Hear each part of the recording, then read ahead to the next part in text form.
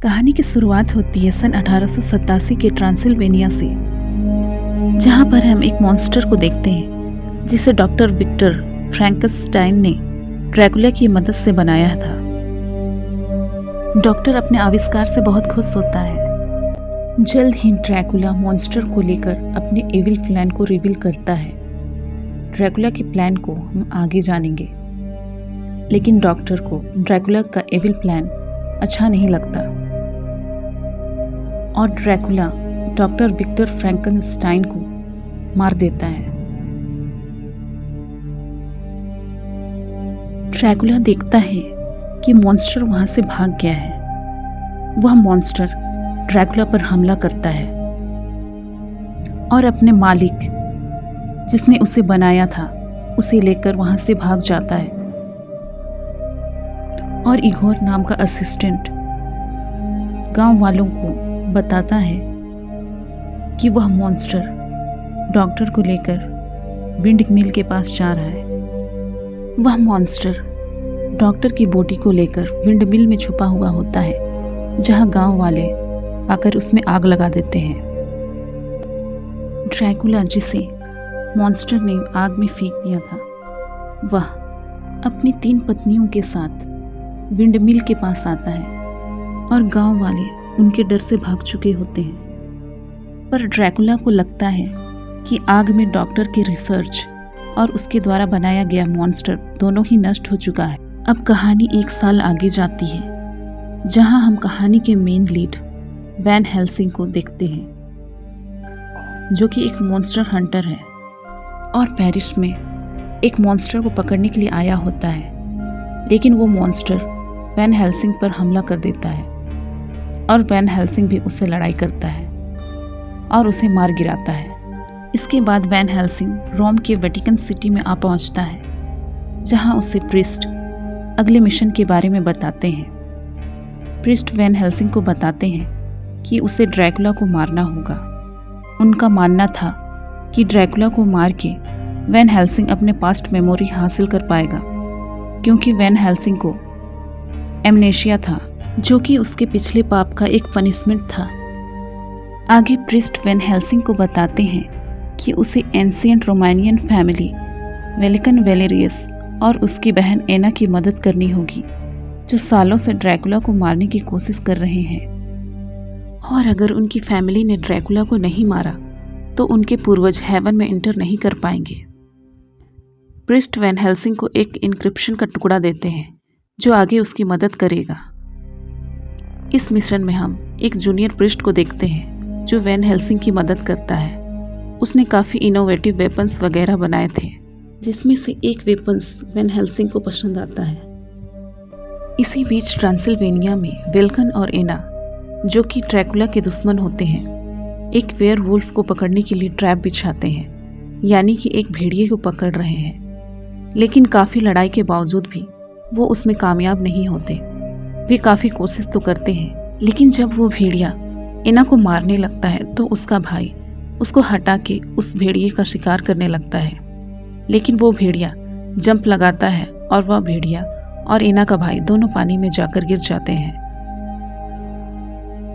एना बहुत उदास होती है, रोने लगती है, क्योंकि ऐसा दिखाया जाता है जैसे कि उसका भाई मारा गया है।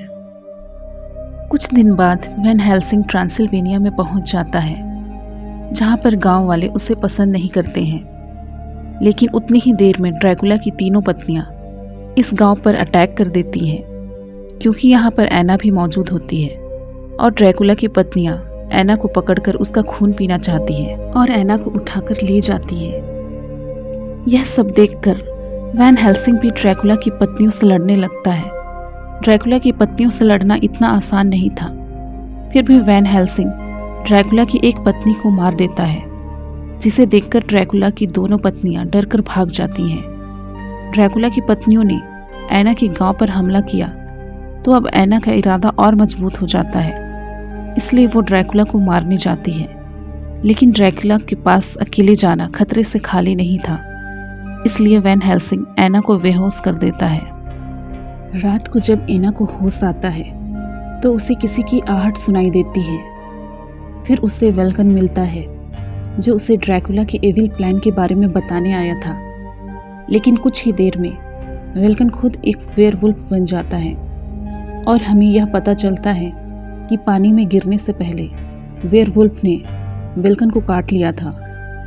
वेल्कन अब एना पर अटैक कर देता है और वैन हेल्सिंग के आ जाने से वो वहाँ से भाग जाता है। वैन हेल्सिंग जब वेल्कन को मारता है तो एना उसे रोक लेती है। इस बात का फ़ायदा उठाकर वेयरवुल्फ वहाँ से भाग जाता है।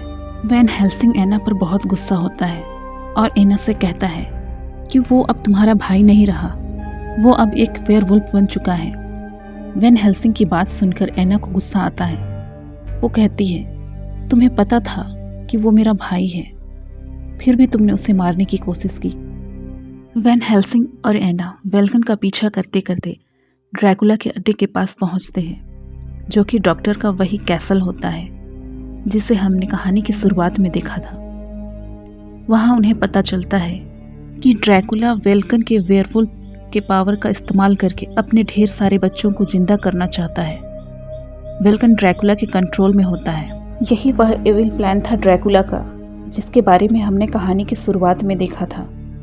ड्रैकुला उस मॉन्स्टर के पावर को यूज़ करके अपने बच्चों को जिंदा करना चाहता था। ड्रैकुला एना के भाई की एनर्जी से कुछ बच्चों को जिंदा भी कर लेता है और ये बच्चे जिंदा होते ही गांव की तरफ जाते हैं ताकि लोगों का खून पी सके।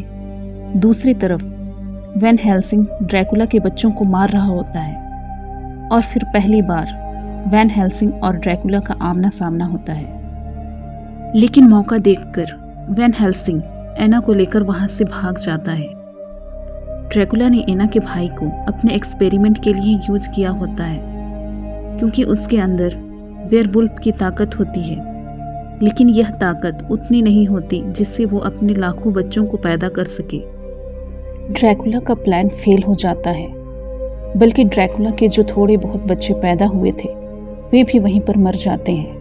वैन हेल्सिंग और एना भागते हुए उसी विंडमिल के पास पहुंचते हैं जहां पर वो मॉन्स्टर और डॉक्टर मरे थे। वो अंदर आते हैं तो वो मॉन्स्टर अभी भी जिंदा होता है। वो मॉन्स्टर उनसे कहता है कि मुझे मार दो, क्योंकि ड्रैकुला मेरी ताकत और एनर्जी से अपने बच्चों को जिंदा करेगा और मैं ही एक सोर्स हूँ जिसके माध्यम से वह अपने बच्चों को जिंदा कर सकता है, क्योंकि मेरे अंदर इतनी एनर्जी है कि ड्रैकुला मेरे अलावा किसी भी और तरीके से अपने बच्चों को जिंदा नहीं कर सकता, इसलिए मुझे मार दो। वैन हेल्सिंग ऑब्जर्व करता है कि ये एक अच्छा मॉन्स्टर है, ये किसी को नुकसान नहीं पहुंचाना चाहता है और ये अभी भी दुखी है क्योंकि इसके फादर को यानी कि उस डॉक्टर को मार दिया गया था और ये मॉन्स्टर अभी भी उसे मिस करता है। यह सब बातें वेयरवुल्फ सुन लेता है और जाकर ये सारी बातें ड्रैकुला को बता देता है कि वो मॉन्स्टर अभी भी जिंदा है, तुम उसकी मदद से अपने बच्चों को जिंदा कर सकते हो, लेकिन तुम्हें मुझे ठीक होने का क्योर देना पड़ेगा ताकि मैं फिर से इंसान बन सकूं। दूसरी तरफ एना उस मॉन्स्टर को मारना चाहती है, लेकिन वैन हेल्सिंग उसे रोक लेता है और कहता है कि मैं इसे अपने मुल्क ले जाऊंगा ताकि ड्रैकुला कभी भी इसका दुरुपयोग ना कर सके। ये सभी उस मॉन्स्टर को एक काट में बिठाकर जाने लगते हैं। रास्ते में ड्रैकुला की पत्नियां इन पर अटैक करती हैं, लेकिन इन्हें पहले से ही पता होता है कि रास्ते में हमारे साथ अटैक हो सकता है, इसलिए उन्होंने पहले से ही एक ट्रैप बिछाया होता है और इसी ट्रैप में आकर ड्रैकुला की एक पत्नी मारी जाती है। इसी वक्त एना का भाई भी इन पर अटैक कर देता है। वैन हेल्सिंग उसे मार तो देता है, लेकिन मरते मरते भी वह भेड़िया वैन हेल्सिंग को काट लेता है, यानी कि बहुत जल्द वैन हेल्सिंग भी एक भेड़िया बन जाएगा। और फिर ड्रैकुला की तीसरी वाइफ एना को उठाकर ले जाती है और वो वैन हेल्सिंग से कहती है कि अगर तुम्हें एना चाहिए तो उस मॉन्स्टर को हमारे हवाले करना होगा। वैन हेल्सिंग मान जाता है, लेकिन वैन हेल्सिंग कहता है कि सौदा हम ऐसी जगह करेंगे जहां बहुत से लोग मौजूद होंगे। अब ये सभी एक फेस्टिवल में पहुंचते हैं और यहाँ आने से पहले वैन हेल्सिंग उस मॉन्स्टर को एक ऐसी जगह पर छुपाकर आता है जहां वह सुरक्षित रहे। इस फेस्टिवल में वैन हेल्सिंग काफ़ी मुश्किलों का सामना करते हुए एना को भगा कर ले जाने वाला ही होता है कि ड्रैकुला का असिस्टेंट मॉन्स्टर को पकड़ कर ले आता है। वैन हेल्सिंग ने उसे सुरक्षित जगह पर छुपा दिया था, फिर भी ये लोग मॉन्स्टर को ढूंढ लेते हैं। उस मॉन्स्टर को बोट से ले जाया जाता है तो वेन हेल्सिंग उनका पीछा करता है, लेकिन वह सक्सेस नहीं होता और फिर भेड़िया वेन हेल्सिंग पर हावी होने लगता है। लेकिन वो अभी अच्छी तरह से भेड़िया नहीं बना होता है, क्योंकि वेयरवुल्फ बनने के लिए चांद का होना ज़रूरी है और अभी चांद उतना नहीं निकला होता है। लेकिन 2 दिन बाद फुल मून है और वो उस दिन पूरी तरह से भेड़िया बन जाएगा। इसके बाद ये सभी एना के महल में आ जाते हैं, जहाँ ये सभी एक दीवार को देखते हैं। एना बताती है कि उसके पूर्वज इस दीवार पर बार बार देखते थे। शायद यह ड्रैकुला तक पहुँचने का गुप्त मार्ग हो। वेन हेल्सिंग उस दीवार को देखता है तो उस दीवार के नीचे का कवर फटा होता है। फिर उसे याद आता है कि सीनियर प्रिस्ट ने उसे एक टुकड़ा दिया था। उस टुकड़े को उस दीवार पर लगाता है तो एक दरवाज़ा खुल जाता है और वो सीधे ड्रैकुला के महल में पहुंच जाते हैं। यहाँ वे ड्रैकुला के असिस्टेंट को पकड़ लेते हैं और मॉन्स्टर को बचाने की कोशिश करते हैं। मॉन्स्टर उन्हें बताता है कि वेन हेल्सिंग के भेड़िया से इंसान बनने का इलाज सिर्फ ड्रैकुला के पास है। इसके बाद वेन हेल्सिंग मॉन्स्टर को ढूंढने जाता है और जूनियर प्रिस्ट और एना उस इंजेक्शन को ढूंढने जाते हैं जिससे वेन हेल्सिंग को ठीक किया जा सकता है। वो इंजेक्शन उन्हें मिल तो जाता है, लेकिन ड्रैकुला का असिस्टेंट उन्हें कैद करके भाग जाता है। फिर ड्रैकुला की तीसरी पत्नी वहाँ आती है और उन पर अटैक करती है। फिर वे दोनों उसका मुकाबला करते हैं और वहाँ से भाग जाते हैं, लेकिन ड्रैकुला की वाइफ उनका पीछा नहीं छोड़ती। दूसरी तरफ मॉन्स्टर पर एक्सपेरिमेंट जारी रहता है ताकि ड्रैकुला के बच्चों को जिंदा किया जा सके। तभी यहाँ पर वैन हेल्सिंग आता है और मॉन्स्टर को छुड़ाने की कोशिश करता है। वह मॉन्स्टर को छुड़ाने ही वाला होता है कि ड्रैकुला उसे देख लेता है और वैन हेल्सिंग को गिरा देता है। तभी मॉन्स्टर बिजली के झटके से आज़ाद हो जाता है और गिरने लगता है और वो सीधा जाकर ड्रैकुला की वाइफ के ऊपर जाकर गिरता है, जो कि एना को मारने ही वाली होती है। मॉन्स्टर उसे पकड़ लेता है और एना को वहां से भाग जाने को कहता है। एना वहां से भागती है और इंजेक्शन लेकर वेन हेल्सिंग के पास जाती है, लेकिन रास्ते में ड्रैकुला की वाइफ फिर से एना पर अटैक करती है, लेकिन इस बार एना उसे मार देती है। इधर हम देखते हैं कि आज फुल मून है और वेन हेल्सिंग एक इंसान से वेयरवुल्फ बन जाता है। वेन हेल्सिंग ड्रैकुला से लड़ने लगता है। दोनों काफ़ी देर तक आपस में लड़ते हैं। दोनों ही बहुत ताकतवर होते हैं। आखिरकार वेन हेल्सिंग ड्रैकुला की गर्दन पर काट लेता है, जिससे ड्रैकुला मारा जाता है। उसके मरते ही ड्रैकुला के सारे बच्चे भी मरने लगते हैं, जिन्हें वो जिंदा करना चाहता था। एना वेन हेल्सिंग को भेड़िए की शक्ल में देखती है तो उसे वो इंजेक्शन लगाने जाती है, लेकिन वेन हेल्सिंग सोचता है कि वो उसके लिए कोई खतरा है और वो भेड़िया एना पर हमला कर देता है और एना वहीं पर मर जाती है।